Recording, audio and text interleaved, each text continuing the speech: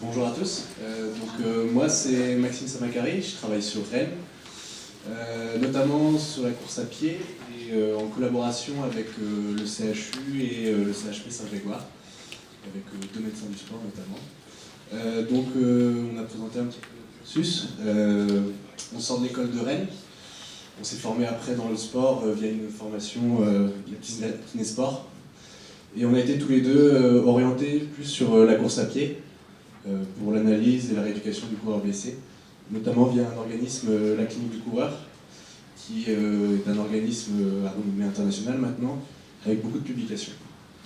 On a aussi suivi une formation avec le docteur Christian Barton, un Australien. Là, c'était plus une évaluation biomécanique du coureur. Donc moi, Maxime Rébeux, je travaille sur Granville dans un cabinet de pluridisciplinaire, de kiné, médecin, et paramédical aussi. Et je suis aussi le club de foot de la ville de Granville depuis 3 ans. Donc on va vous présenter d'abord la méthode d'analyse qu'on utilise pour analyser nos coureurs. Ensuite, on verra comment on rééduque nos coureurs avec l'analyse de course. Et enfin, on fera une petite présentation sur l'analyse de course qu'on peut faire pour les coureurs non pathologiques pour viser de performance et de prévention des blessures. Donc d'abord pour l'analyse, elle va se dérouler en 3 phases, avec un questionnaire qu'on va donner aux patients, une analyse ensuite sur tapis et une analyse clinique sur table. Donc d'abord le questionnaire, on va simplement recueillir quelques données, tout d'abord le niveau de performance du patient, ainsi que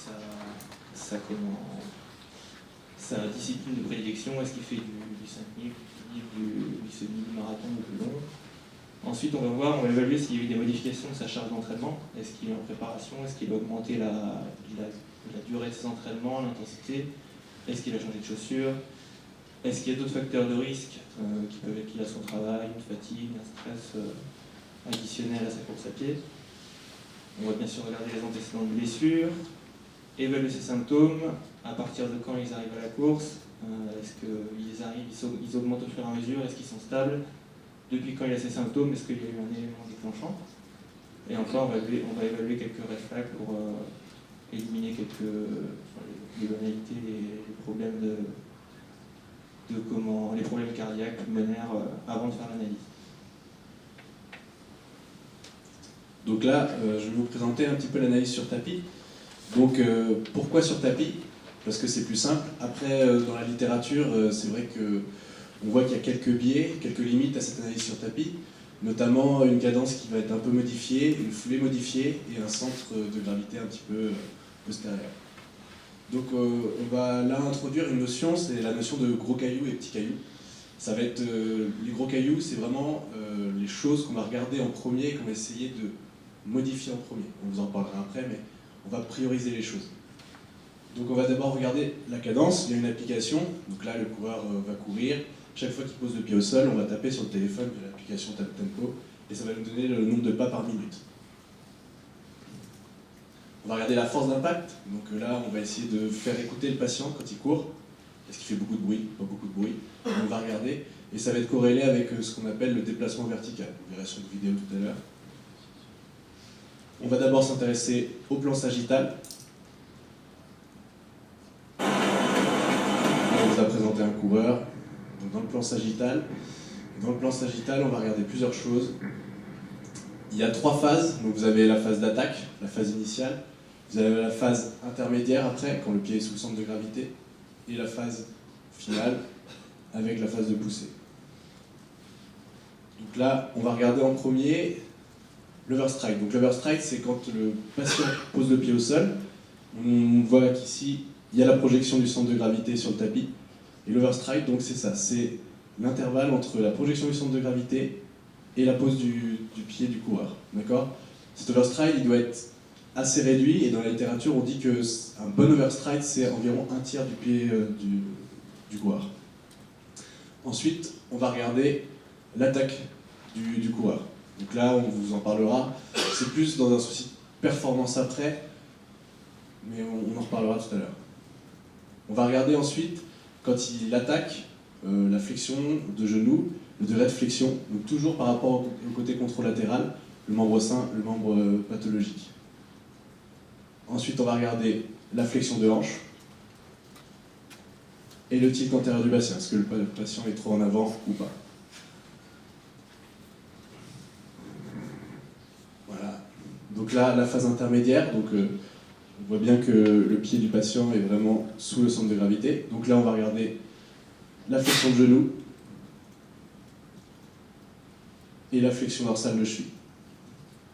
Et enfin, la phase finale, où là, on va regarder l'extension de hanche et l'extension de genou.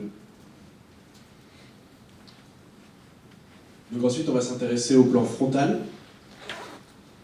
On va regarder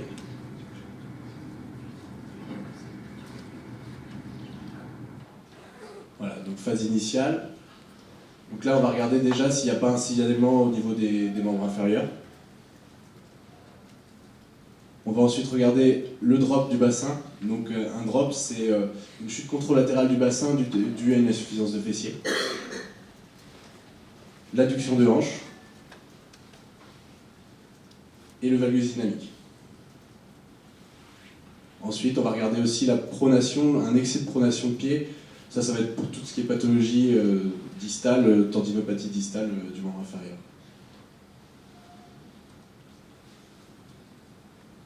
Et enfin, dans la phase finale, on va regarder la propulsion. Est-ce qu'il propulse avec le premier rayon ou le cinquième rayon?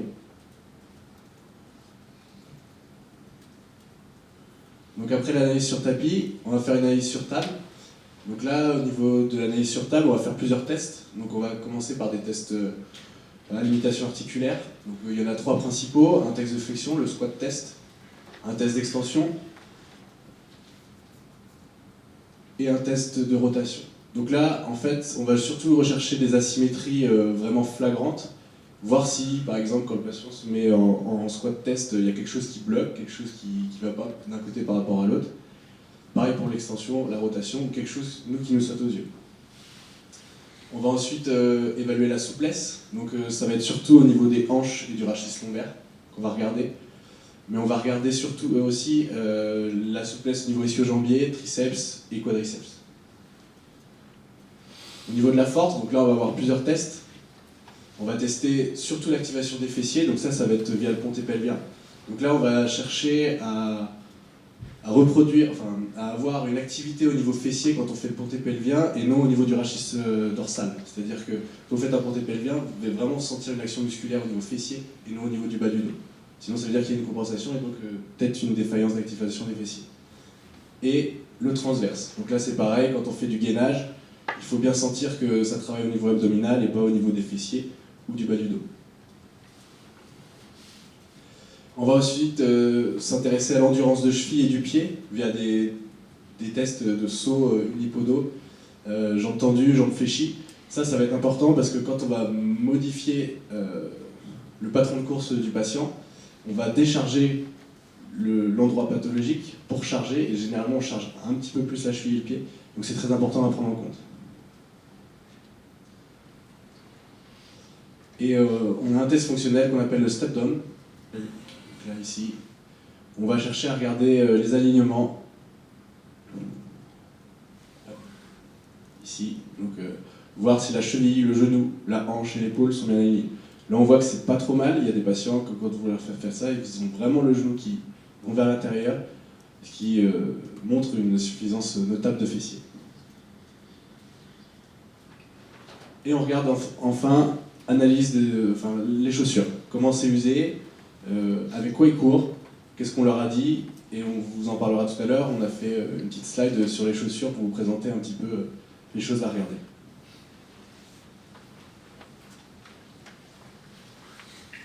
Donc la deuxième partie sur l'analyse et la rééducation. Alors, donc la blessure du coureur, c'est en fait le coureur va rentrer dans un cercle vicieux. Ça veut dire qu'il va y avoir une douleur qui est provoquée, donc il va y avoir un comportement inadapté pour esquiver cette douleur, c'est-à-dire qu'il va y avoir des compensations qui vont s'installer. Il va aussi y avoir en général une diminution de la course à pied pour limiter cette douleur, donc un déconditionnement à l'effort, et donc des déficits biomécaniques qui vont s'installer et un schéma de douleur qui va devenir perpétuel.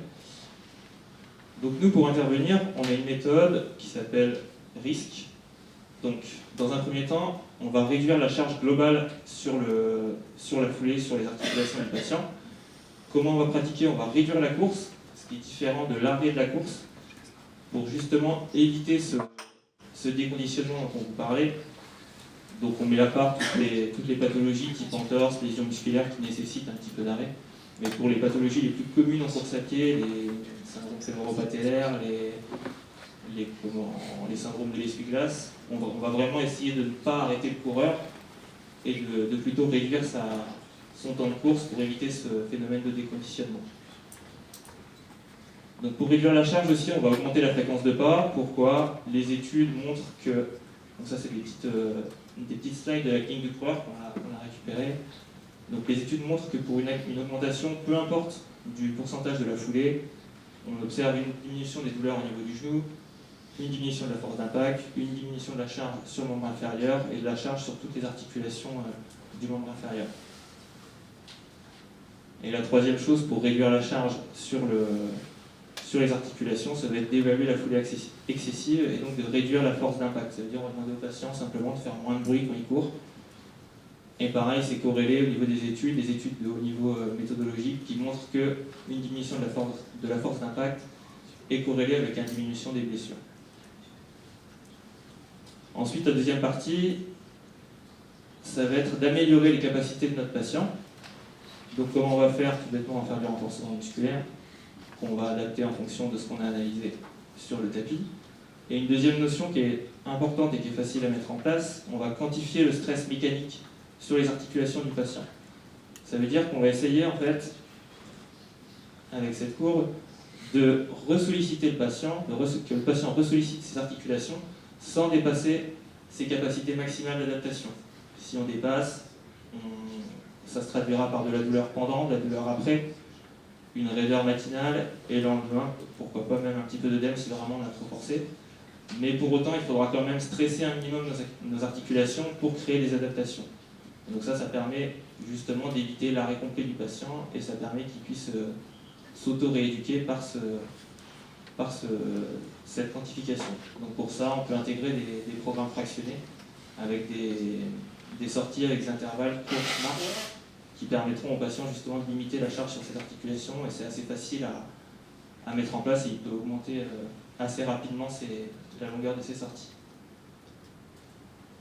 La troisième partie, donc on va déplacer la charge, ça veut dire que si le patient a une pathologie au niveau du genou, on va plutôt utiliser des stratégies pour qu'il déplace la charge au niveau des fessiers, qui sont des muscles plus puissants et plus aptes à supporter cette charge. Donc voilà, on peut lui demander de réduire la bascule du bassin en demandant de serrer les fesses en courant. Ça fait donner ça, donc ça c'est le patient avant la séance, en première séance d'analyse. Et en le réévaluant en 6 semaines, on voit qu'il s'est bien dressé au niveau du dos, qu'il sollicite davantage ses fessiers. Et donc là, il est pour un problème de triceps. Et donc ça a bien fonctionné assez rapidement pour décharger ses chevilles et de charger davantage ses fessiers. Là, je vais lui donner un programme de renforcement musculaire en parallèle pour éviter toute blessure. Deuxième chose, on peut modifier son attaque de pas. Ça va être un petit peu plus critique à mettre en place. Pourquoi? Parce que la plupart des coureurs récréatifs attaquent avec une foulée, avec une attaque de talon. Donc si on le transfère vers le médio-pied ou l'avant du pied, les études disent qu'il y a une réduction des blessures, mais il faut prendre en compte qu'une attaque talon va davantage charger les genoux, les tibiales antérieures avec de la périostite, les fessiers et le bas du dos, alors qu'une attaque médio-pied va beaucoup plus charger tout ce qui est la chaîne postérieure avec les mollets, les tendinopathies d'Achille et tous les problèmes d'aponevrosite et d'épine calcanéenne. Donc, pour ça, on sera très prudent sur la transition, on accompagnera le patient avec du renforcement musculaire et une bonne quantification pour éviter la blessure ailleurs que sa blessure pour laquelle il vient nous consulter. Et le dernier point qui est assez important, c'est de rester adapté aux capacités du coureur et aux objectifs du coureur. Si notre patient n'a vraiment aucune force, aucune endurance au niveau de son triceps et de sa chaîne postérieure, on n'ira pas le transférer sur une attaque médio-pied au risque de le blesser.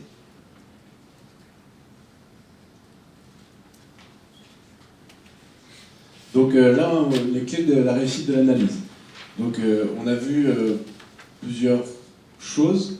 Donc la première clé, ça va être de prioriser les interventions. C'est-à-dire qu'on va vraiment intervenir sur les choses les plus flagrantes qui nous viennent, enfin, qu'on peut voir grâce à l'analyse vidéo. Et on va essayer de vraiment donner un ordre et d'être concis, clair avec le patient. On va aussi utiliser des consignes très simples. Comme vous disait Maxime, par exemple, pour réduire l'impact, on va lui demander de faire moins de bruit avec ses chaussures. Pour activer les fessiers, serrer les fesses. D'accord ? Plus on va avoir des consignes simples, plus le patient va réussir à adopter la foulée qu'on veut qu'il adopte, et donc on va réussir à décharger l'endroit pathologique. Le management du patient qui va être très important, surtout chez les coureurs. Un coureur qui est blessé a envie de courir, donc il va falloir vraiment quantifier son stress et le guider. Avec tout ça, on a une adhérence du patient à ça parce qu'on a un feedback visuel via la vidéo, d'accord ? Donc le but c'est de le filmer, il s'échauffe, il court, on le filme devant, enfin de côté, plan sagittal, plan frontal, on le filme aussi un peu devant, on corrige avec les 2, 3, 4 consignes et on lui montre ce que ça donne. Et donc là il va adhérer tout de suite. Et on va prévenir la surcharge de contraintes, donc ça va être surtout la quantification et aussi avec un peu d'exercice de renforcement musculaire. Donc analyse et performance, donc là on est dans un contexte totalement différent, c'est-à-dire que là on va avoir un patient qui va être, qui ne va pas être blessé, d'accord ? Donc lui il va venir, il va nous dire voilà, je cours le 10 km en tant de temps, je veux le courir en tant de temps, en réduisant de 2 à 3 minutes, qu'est-ce qu'on peut faire ? Donc là, patient non blessé, donc il veut améliorer ses performances. On va aussi intervenir sur la prévention des blessures, c'est-à-dire qu'on va le corriger, mais le but c'est pas de le blesser, donc on va essayer de le corriger le mieux possible. Pour ça, on a 4 objectifs. Donc le premier, c'est qu'on va adopter une technique de course efficace.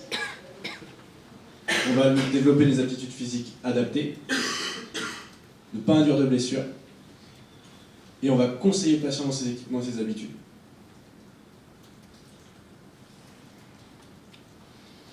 Donc on voit grosso modo deux techniques de course qui sont développées chez les coureurs.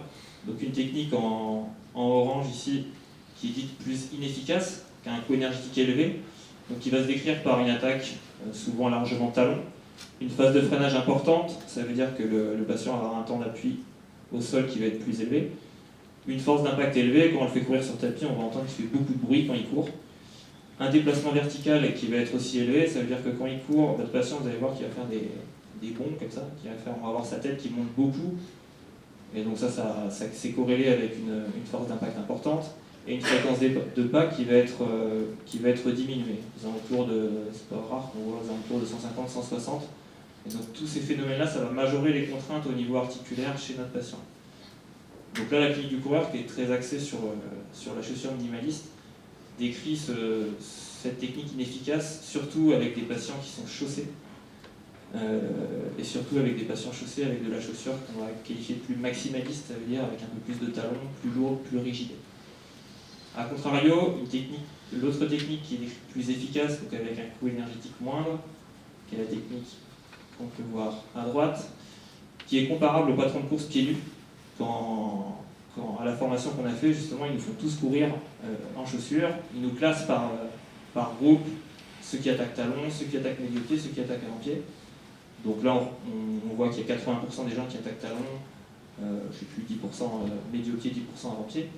Et après, ils nous refont exactement le même test, donc ils nous font courir, sans chaussures cette fois, et là on voit que naturellement tout le monde passe, quand on passe les stats inverses, on passe à 80% médio-pied avant-pied et 10-15% qui restent en attaque talon.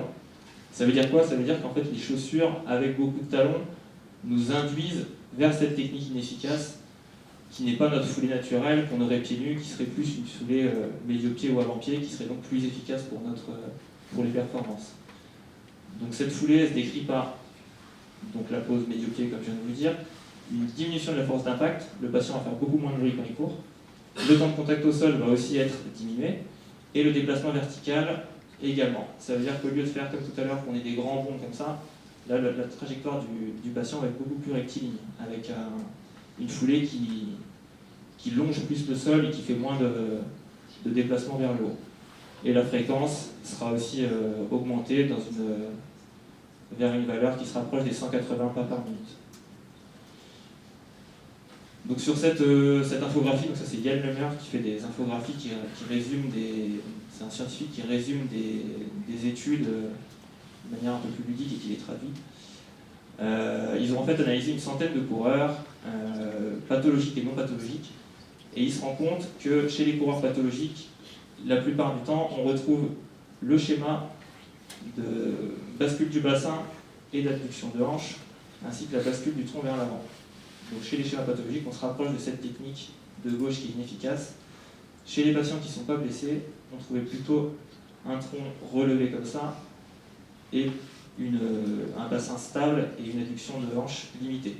Et donc ça nous rapproche plus de ce schéma de technique efficace. Donc on verra que cette technique efficace préviendra naturellement les blessures également par rapport à la technique de gauche. Donc comme je vous ai dit, la cadence de pas, on va la rapprocher de 180 pas par minute. Pourquoi? Parce que simplement, c'est les études qui montrent que les foulées les plus efficaces et les plus performantes se retrouvent entre 170 et 190 pas par minute. Donc toutes les études là sont assez unanimes là-dessus. Et si on veut corréler avec l'actualité, ça se voit bien au niveau du marathon de Paris 2017. Il y a une petite étude qui avait été faite. Au passage du semi-marathon, le groupe de tête, ils sont tous entre 180 et 195 pas par minute. Et le vainqueur qu'on a ici, en 2h06 et à 195 pas par minute. Et plus proche d'aujourd'hui encore, au marathon de Berlin, le record du monde de Kipchoge, en 2h01, il avait une cadence de 185 pas par minute. Donc ça correspond bien aux valeurs scientifiques qu'on a retrouvées dans les études. Ensuite, donc on va passer vers une attaque du pied médio ou avant-pied, parce que les études, pareil, sont assez unanimes pour dire que c'est l'attaque médio ou avant qui sera plus propice à la performance. Mais comme tout à l'heure, je ne vous refais pas le topo, on sera très prudent sur la transition pour ne pas provoquer de blessure sur la chaîne postérieure. On va diminuer le déplacement vertical et les rotations du tronc, donc ça sera par les petites consignes qu'on donnera d'essayer de courir sous un plafond, d'essayer de faire le moins possible de déplacement vertical, et les rotations du tronc, ça passera par un peu de renforcement musculaire et de gainage. Donc ensuite, on va essayer de développer des aptitudes physiques qui seront propices à avoir une foulée efficace. Donc là, quelques études qui montrent qu'un programme de renforcement musculaire, donc de force, d'explosivité, de pliométrie, sur une durée de 8 à 12 semaines, donc de 2 à 3 mois, sur des coureurs en endurance, donc, qui montraient ça, donc une amélioration de la puissance musculaire, ça paraît logique, une amélioration de l'économie de course, et surtout une amélioration des performances sur le 3 km, 5 km et 45 minutes, c'est là que ça a été testé, et également une amélioration de la VO2 max. Donc ça montre qu'un programme de renforcement musculaire en parallèle de l'activité en endurance améliorerait les performances. Et plus récemment encore, donc là c'est sur une méta-analyse de 2018, qui montre que donc, il y a une amélioration de la performance avec du renforcement musculaire. Ça montre aussi que cette amélioration, elle est présente à tous les niveaux de coureurs, que ce soit le coureur récréatif ou le coureur de haut niveau. Il y a une efficacité, donc c'est très intéressant, ça peut s'adapter à tous les patients. On voit aussi qu'il y a une amélioration de l'économie de course, une foulée qui est plus économique, qui est plus performante, donc qui se rapprochera, comme tout à l'heure, de la foulée qui était en vert. Là, ils ne mettent pas qu'il y a d'effet positif sur la VO2 max, par contre, ils disent qu'il n'y a pas d'effet négatif, donc pourquoi s'en priver. Sur le programme d'entraînement, comme tout à l'heure, c'est surtout des programmes en force maximale qui seront bénéfiques. Et au niveau de la fréquence, ce sera des programmes qui seront sur deux séances par semaine, et là, ils mettent au moins 24 semaines. Après, sur l'autre étude, c'est des programmes plus courts qui étaient bénéfiques. Donc après, comme je vous ai dit, on va essayer de ne pas induire de blessure. Donc pour ça, on vous a remis le schéma que Maxime vous a présenté tout à l'heure. Donc ne jamais dépasser la capacité max, d'accord, sinon on est sur la douleur pendant, après, raideur matinale. Quand on corrige un patient, c'est fréquent que le patient décrive des petites douleurs pendant. C'est des petites alertes, c'est pas très grave. La douleur pendant, il ne faut pas que ce soit une grosse douleur. c'est surtout la douleur après, 1h30 après l'effort, il ne faut pas qu'il ait trop de douleur, et surtout la raideur matinale du lendemain. D'accord ? Si la raideur matinale est là, est plus présente que le matin où il n'a pas couru, alors là on n'est pas bien. D'accord ? On le désadapte. Donc là, on va essayer d'être le plus possible entre cette ligne verte, qui est le stress minimum pour créer les adaptations, et cette ligne rouge. Donc une augmentation de la performance, donc il y a une économie de course par meilleure efficacité biomécanique, elle va induire, enfin ça va ensemble, ça va avec une diminution des blessures. On va avoir une réduction des forces d'impact et un alignement adéquat. Donc on va conseiller le patient dans ses équipements et ses aptitudes, ça c'est très important, surtout en ce moment. Il y a un paramètre majeur, les chaussures. C'est-à-dire qu'il y a plein de patients, moi je vois plein de patients en analyse de course, j'en ai encore vu un cette semaine, il s'est blessé suite à quoi on lui a conseillé de changer de chaussures. Donc on a parlé tout à l'heure vaguement de l'indice minimaliste et l'indice maximaliste. Donc maximaliste, ça va être des chaussures avec un drop plus important, des chaussures lourdes, des chaussures qui sont rigides et avec de la matière dans la semelle, enfin du gel. Et minimaliste, ça va être tout le contraire. Donc quand on est avec des chaussures minimalistes, ça se rapproche d'une course pieds nus, donc on va se rapprocher de la course économique. D'accord ? Donc le but, la chaussure avec la performance, donc on voit que le maximaliste ici et là la course pieds nus, on voit bien que toutes les études présentées ici tendent pour la performance à une course en se rapprochant le plus possible du schéma pieds nus. D'accord ? Donc le but, ça va être le plus possible, avec une transition très très progressive, enfin ça va dépendre, il va falloir calculer le pourcentage maximaliste et minimaliste, enfin maximaliste ou minimaliste, surtout minimaliste du coureur, et le but ça va être le plus possible de tendre vers le minimalisme. Donc là on va faire une transition adaptée. On dit que c'est 1 mois de transition pour 10% de minimalisme gagné. Juste, on s'est demandé aussi avec les chaussures pourquoi, donc, toujours pour Kipchoge là, au marathon de Berlin, pourquoi il n'avait pas des chaussures minimalistes du coup. Et donc il y a Blaise Dubois qui est donc, le directeur de la clinique du coureur qui a fait un petit topo là-dessus et qui décrivait en fait la chaussure, la Nike de Kipchoge, donc elle avait du drop, je crois qu'elle avait 10 mm de drop. Bon, elle était très légère, elle était assez souple, mais elle avait beaucoup de drop. Et en fait, il expliquait que les marques avaient achètent des contrats avec les coureurs dès qu'ils sont jeunes et qu'ils ont des capacités. Et donc, c'était quasiment impossible de les repasser après sur de la chaussure minimaliste pour les raisons qu'on a citées tout à l'heure, les risques de blessure. Mais le marketing de Nike qui dit que ces chaussures augmentent de 3% les performances sur 20 km ou 40 km, je ne sais plus, était un peu erroné parce que c'était des études qu'ils avaient fait dans leur labo de Nike, donc il y avait un gros biais commercial, et selon lui, c'est pas les chaussures les plus adaptées à la performance en fait pour les coureurs de haut niveau, mais ça reste très compliqué de les repasser sur des modèles plus minimalistes parce qu'ils sont habitués depuis leur plus jeune âge à courir avec ça. Voilà pour le petit thème. Donc là, je vais vous parler des vêtements compressifs, c'est à la mode, hein, tout ce qui est manchon. Donc là, pareil, une infographie d'Yann Lemeur, qui a résumé une étude, et qui, au final, montre qu'il n'y a aucun effet positif constaté sur la performance en course à pied, d'accord, sur la performance en saut, sur la VO2 max, la VO2 max à intensité sous-maximale, la lactémie, la pénibilité à effort. Donc, en gros, on ne peut pas dire que c'est bien, mais on ne peut pas dire que c'est pas bien non plus. Pareil, ici, une infographie sur l'effet au niveau des courbatures. En orange, on a un facteur qui est le massage pour la récupération, et en gris, juste à côté, le manchon compressif. Donc on voit qu'avant 6 heures, à 24 heures, à 48 heures, le massage est plus efficace que le manchon pour la récupération. Par contre, à 72 heures, là, le manchon devient plus efficace que le massage. Donc, on peut se dire que à 72 heures d'un effort, par exemple d'un marathon, on peut mettre des manchons de compression pour récupérer un peu plus vite. On peut même le mettre avant, et ça a des effets qui sont plutôt bénéfiques sur la récupération par rapport à pendant l'effort. Après, vu que ça n'a pas d'effet négatif pendant l'effort, on ne contraint pas non plus forcément au patient. S'il se sent mieux avec, pourquoi pas le faire. Très important, l'effet placebo, il veut ça, prends-le, hein, c'est pas négatif. Les étirements, donc là, il n'y a pas d'intérêt en échauffement et c'est voire même délétère. ça ne prévient pas les courbatures. On fait toujours ça à distance de l'effort. Dans les zones raines ou rétractées, donc ça va être en fonction du bilan sur table, où on a vu qu'il y avait une raideur par rapport au côté contralatéral ou une raideur par rapport à la littérature. Et il n'y a pas d'utilité chez les coureurs hyper souples.